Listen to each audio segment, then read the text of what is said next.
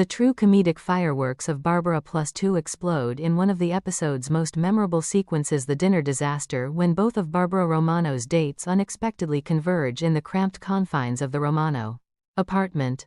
This centerpiece moment masterfully transforms domestic routine into hilarious chaos, showcasing the brilliant writing, impeccable timing, and rich character dynamics that define the very best of 1970s sitcom craftsmanship.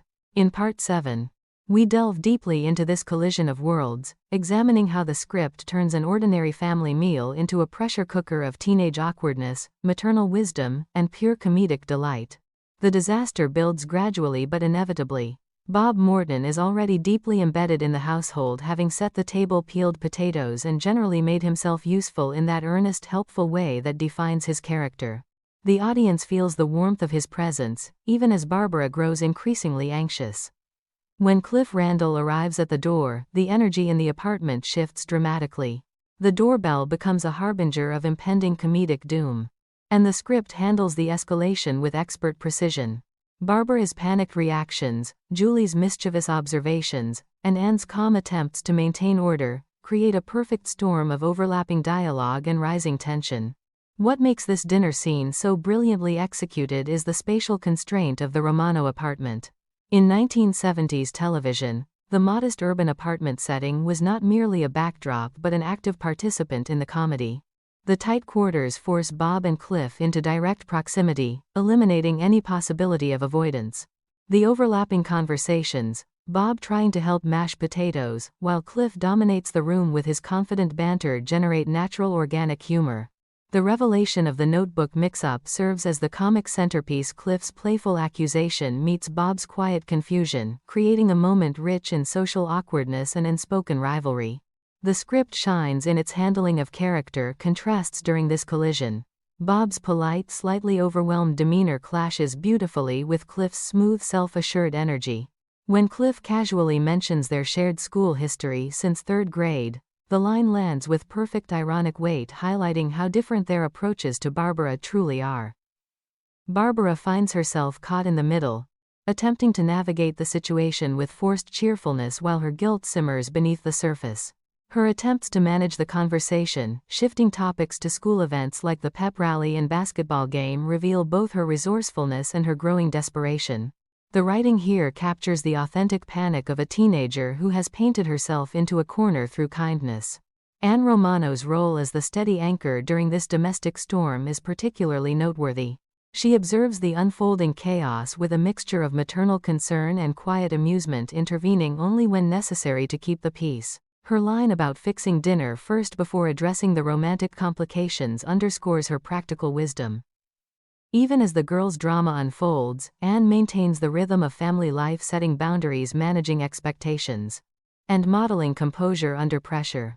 This portrayal reflects the realities many single mothers faced in 1975, juggling professional responsibilities, equal rights amendment advocacy, and the emotional needs of teenage daughters, all while trying to preserve household harmony.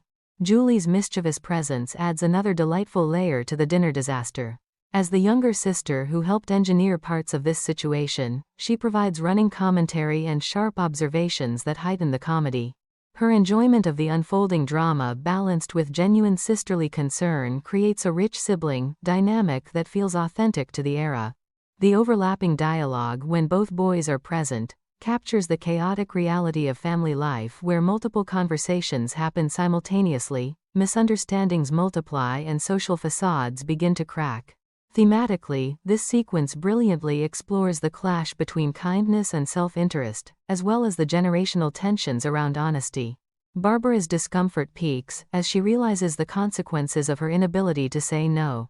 The cramped dinner table becomes a stage where larger 1970s cultural issues play out in microcosm. Shifting dating norms, the pressure of popularity in high school, the evolving expectations placed on young women, and the challenges of maintaining personal integrity amid social complications. The episode never preaches. Instead, it allows the humor to emerge naturally from these conflicts, making the lessons feel earned and relatable. The physical comedy and visual staging implied by the transcript are superb. Root beer being fetched, potatoes being mashed, the doorbell, ringing and characters moving through the small space, all these elements create a lively lived-in atmosphere. The humor arises not from slapstick but from character-driven awkwardness, Bob's genuine efforts to be helpful contrasting with Cliff's effortless charisma, Barbara's increasingly strained smiles, and the adult's attempts to navigate the teenage minefield. Schneider's brief but impactful contributions during this period with his pseudo-medical insights and larger-than-life personality further amplify the comedic energy without overwhelming the central family drama. Historically, this dinner disaster resonates deeply with 1970s audiences. This was a decade when divorce was becoming more common, single-parent households were on the rise, and teenagers enjoyed greater social freedoms than previous generations. School dances represented important rituals of adolescence carrying significant social stakes. The episode captures the excitement, anxiety, and potential for embarrassment inherent in these rituals. By setting the collision in the family apartment rather than at school, the writers ground the story in relatable domestic reality, making the comedy feel intimate and universal. The resolution of the dinner scene flows naturally into the broader emotional arcs. Bob's graceful exit and Cliff's departure leave Barbara facing the consequences of her actions. The script uses this chaotic convergence not merely for laughs but to propel character growth. Barbara learns firsthand how her hesitation has created unnecessary pain for everyone involved, while the audience gains deeper appreciation for the complexities of teenage romance. Anne's steady presence throughout ensures that even in the midst of comedic disaster, the underlying message of love, honesty, and family support remains clear. The writing in this sequence demonstrates exceptional command of sitcom structure. The dialogue crackles with natural interruptions, overlapping speeches, and perfectly timed revelations. Mispronunciations like Miss Ramona and Mr. Mono continue to provide gentle running humor, reinforcing the slight disorder of everyday family communication. The timing of the notebook reveal, the root beer fetching, and the eventual departures are choreographed with precision, creating a comedic crescendo that feels both chaotic and carefully controlled. In the broader context of the episode, the dinner disaster serves as the pivotal turning point.